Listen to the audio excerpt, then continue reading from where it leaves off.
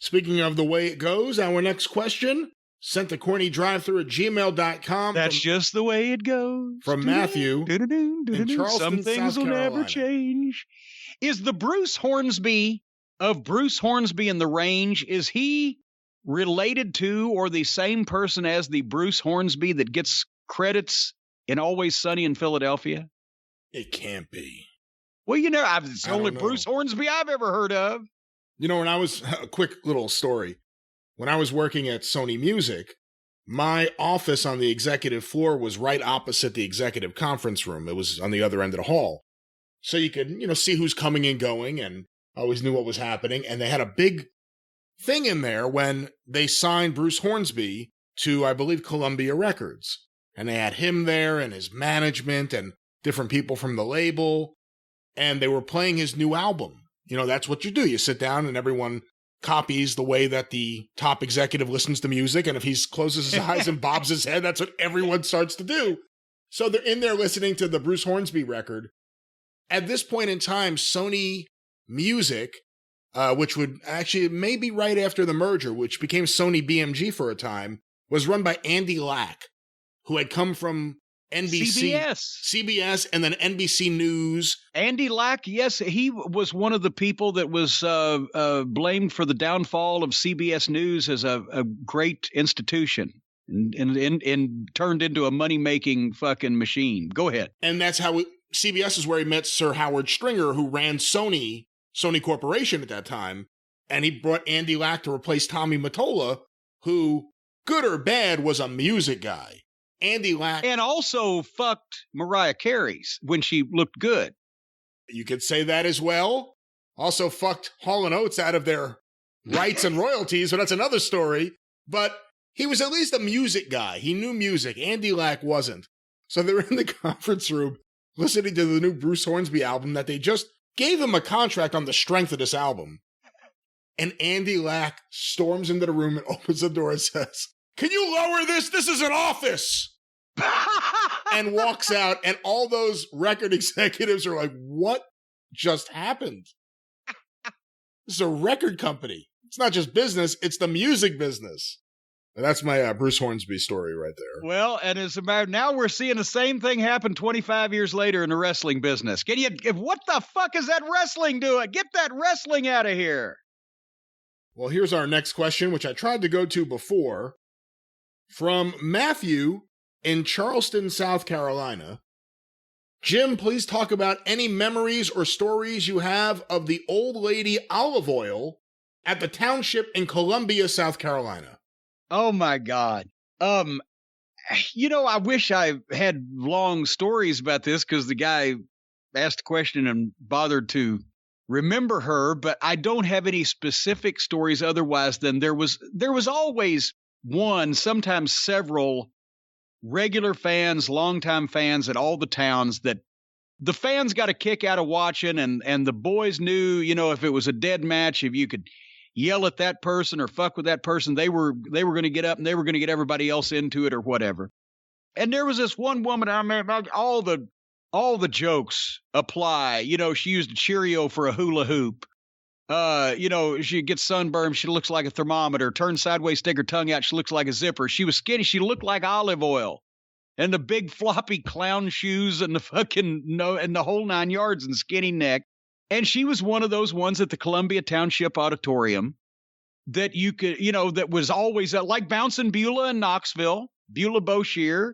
Or like, everybody in those days, wrestling in the 50s and 60s had the ringside Rosie. And which I think was the generic name for a while for any old lady that was really active at the wrestling matches. But didn't Dennis James, the game show announcer, when he was doing wrestling back in the early 50s, I think he named one of the old ladies in Chicago Ringside Rosie or whatever, and the nickname stuck. But every town had somebody that was, the recognized fan that would go too far. In Louisville, we had Grandpa, and he didn't go too far, but we also had, this woman didn't have a nickname, but me and a few people at ringside used to call her Fish Meat Face because she looked like her face was literally put together from dead filleted fish meat. She was probably 4'7".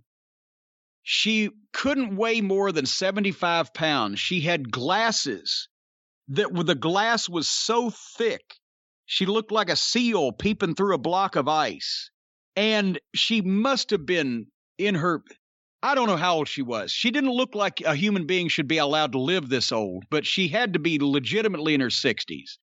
And the old shriveled up and a gray hair flying everywhere. And her husband was 6'3" and 250 pounds and never shaved, had never seen a razor, but never had a long beard, just had the growth, right? To look like he had just come out from under a fucking car at a gas station. And he was just the low-keyedest guy and just friendly and talk to you, but she would never speak. She'd just sit there and eat popcorn or look at the program or do whatever until the matches started. And then she would stand up and out of her mouth would come. You remember when Vince McMahon introduced the Queen of Soul, Aretha Franklin? WrestleMania 3, yeah. Okay, he sounded like Wayne Newton as a teenager there compared to this woman's voice.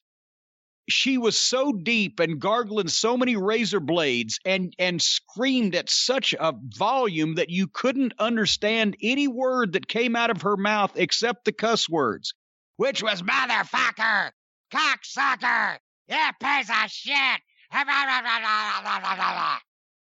And it was like she was turning into Linda Blair and vomiting pea soup right in fucking front of you.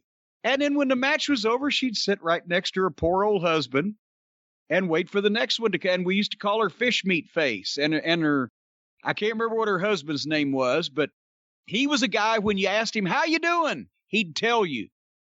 He would go over every single, and he was never going to live more than 6 months from that point. He was there every week at the matches, never missed a match for 7 or 8 years that I was going before I got in the business, but he was always 6 months away from death. So one time, I'm trying to think, I did it actually a couple times. This one specific time I'm thinking about, who come down? Somebody Terry Justice had come down here one time to see the Gilberts, or it may have been Brian Hildebrand when he came down to visit one time, but whatever it was, a friend of mine from out of town was in to see the matches, and the bell's about to ring, and I'm about to go up to ringside to take my position to do the photography, and I see old Fish Meat Face's husband, and I introduced, whether it was Brian or Scott, whoever it was, Terry Justice, whoever, I introduced him to Fish Meat Face's husband, and I said, say, I was just telling so-and-so you've had some medical problems lately. How you feeling? And then I took off and went to the back, right? And 10, 15 minutes later, I come out there about ready to ring the bell. I'm going up to ringside. He's still telling him. He couldn't get away from him. Sort of like this story I'm telling you now. So anyway, there was always one of those type of fans.